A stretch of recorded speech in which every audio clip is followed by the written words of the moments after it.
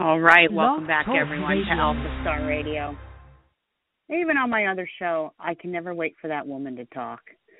I always seem to talk over her. Maybe I do it on purpose. Anyway, hope everyone's having a great Friday night.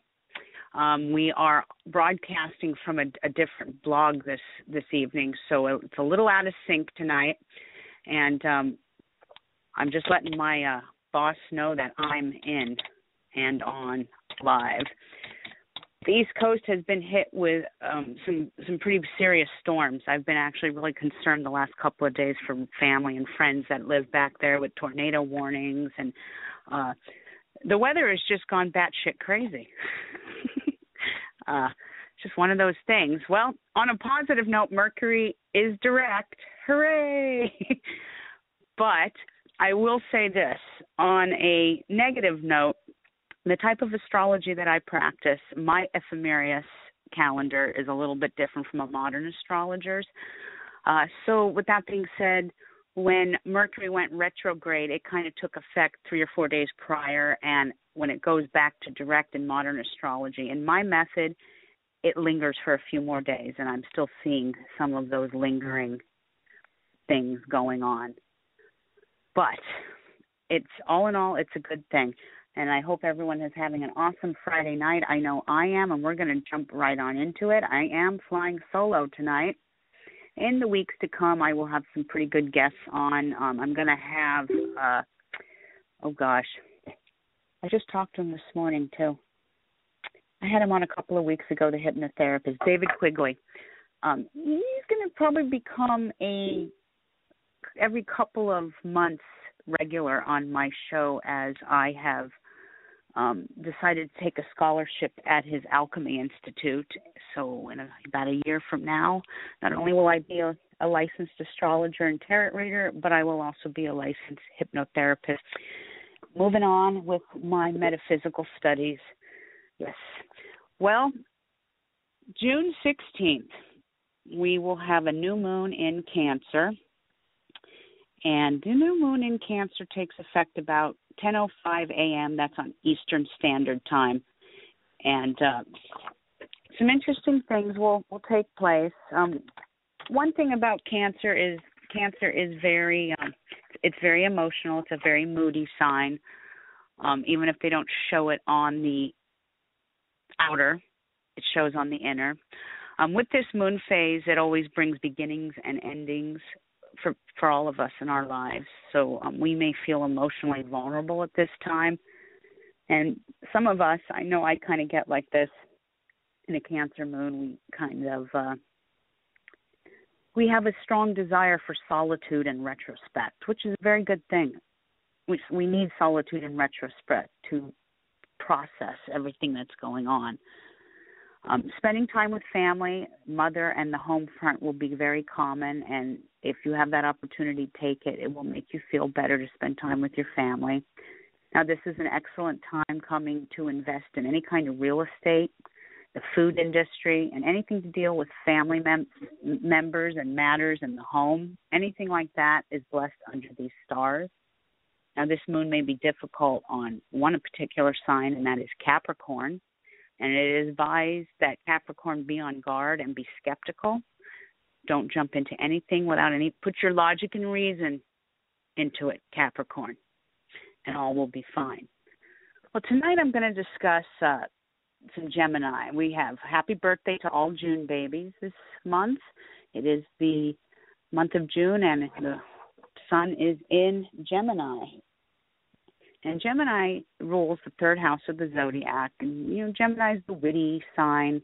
It's a mutable sign. And when I talk about a mutable sign is a sign that really goes with the flow of things. I talk about a fixed sign. These are the most stubborn signs in the zodiac. And Gemini is very adaptable. They just everything ebbs and flows with them. They'll just kind of go with it.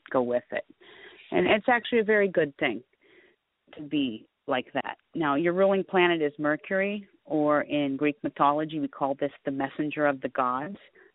Now, on the negative, this is also called the Lord of Thieves, because Gemini can be the Lord of Thieves.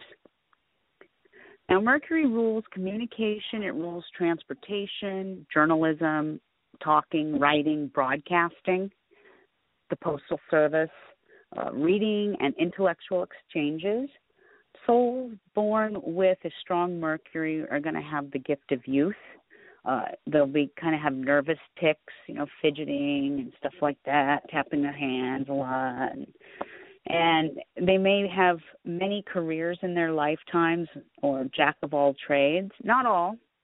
And when I'm talking about Mercury, I'm not necessarily talking about Gemini. I'm a Capricorn, but the whole entire astrology chart is Mercury energy.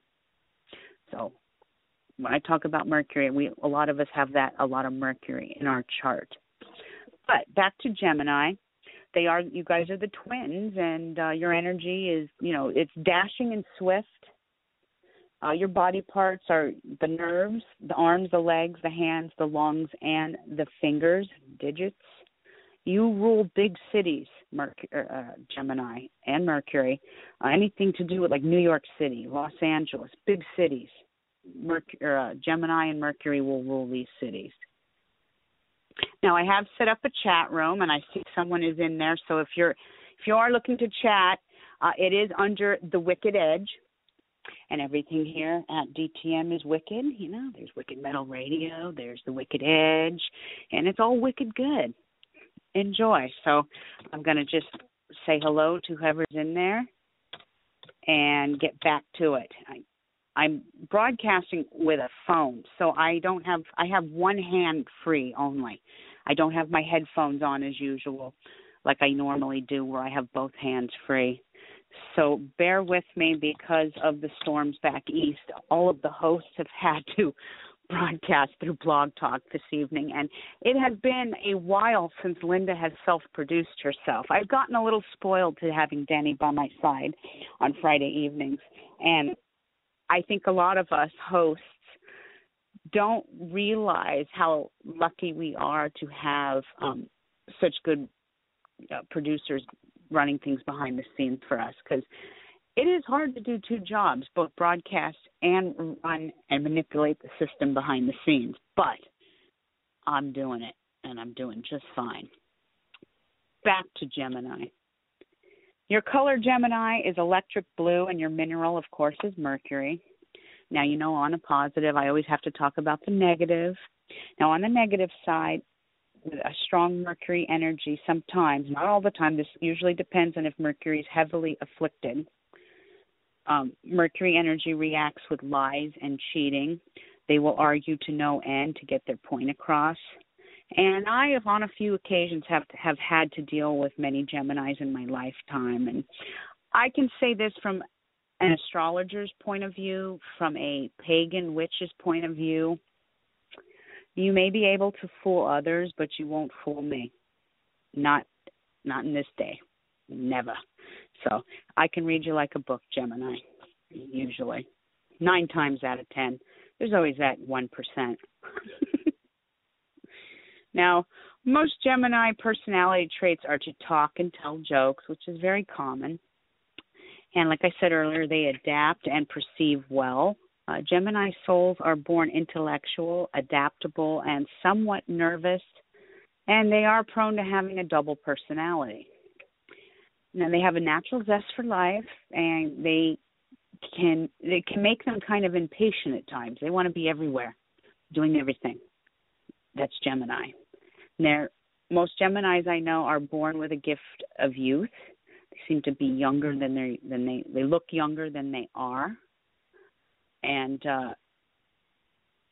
it's just that's Gemini. And a lot of people who have a strong Gemini in their chart. I have a hidden dragon in Gemini. I know a lot of people that have a moon in Gemini.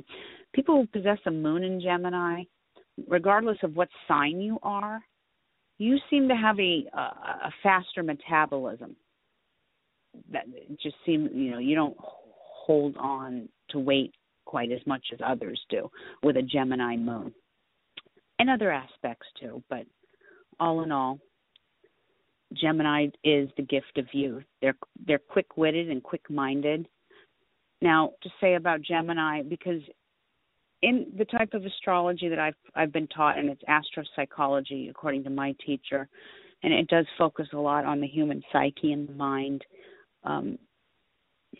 A lot of Geminis, not necessarily just Geminis, but people with a lot of Gemini in their chart, a lot of mercurial energy in their chart. I could speak for myself, because I have this hidden dragon in this sign. When I was a kid, I had major ADD. I could not focus, and a lot of people that are born with a lot of Gemini in their chart have this trait, that they have ADD.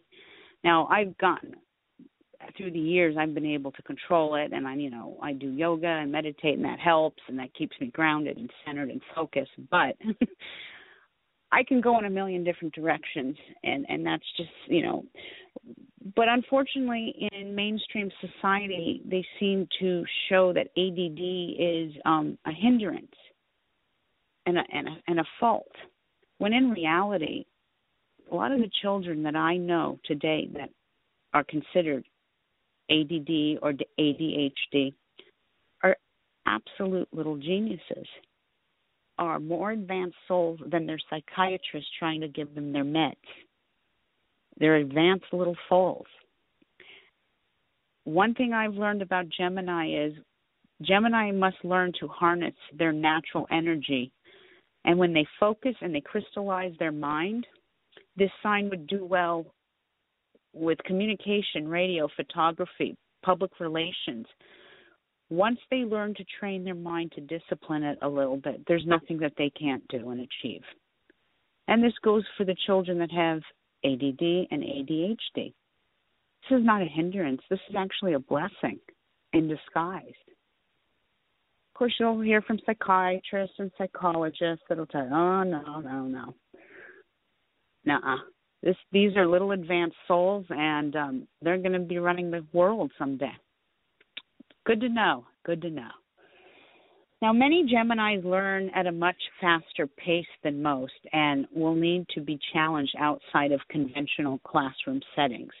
This is just like the child that has ADD or ADHD. A child that possesses these characteristics won't do well in, I'll use the California educational system as an example, Common Core methods of learning.